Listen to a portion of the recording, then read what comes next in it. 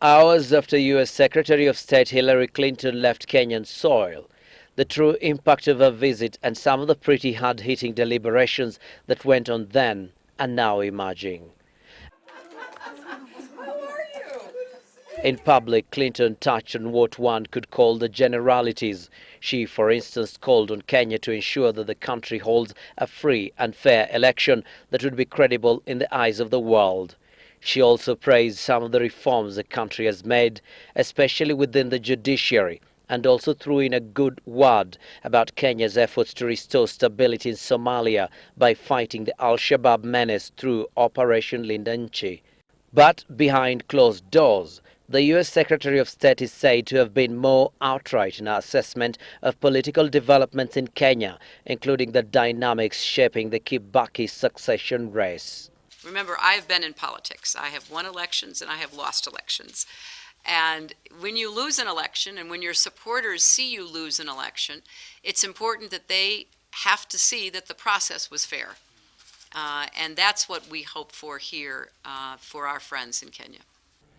But multiple sources told Sunday Live that the U.S. Secretary delivered a veiled warning about the candidacy of both Uhuru Kenyatta and William Ruto, who are set to go on trial at the ICC for crimes against humanity.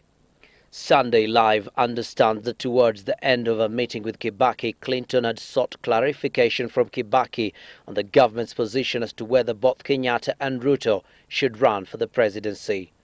Although Kibaki did not respond directly, Justice Minister Eugene Wamalwa and Attorney General Githu Muigai reportedly told Clinton that the matter was before the Kenyan courts and that soon a verdict would be delivered.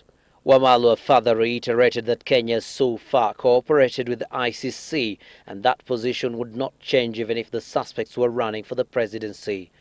Both Kenyatta and Ruto insist they will be on the ballot box in the March 4, 2013 election as presidential candidates, even though their trials begin slightly over a month later, during which time a presidential runoff may be in progress.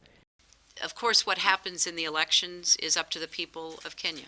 They're the ones who will make the decisions. But it was at the end of the meeting that Clinton reportedly delivered the veiled threat, stating that should either of the two ICC suspects run and win the presidency, then this would complicate relations between the US and Kenya, as Washington would not want to deal with people who had integrity question marks hanging over them.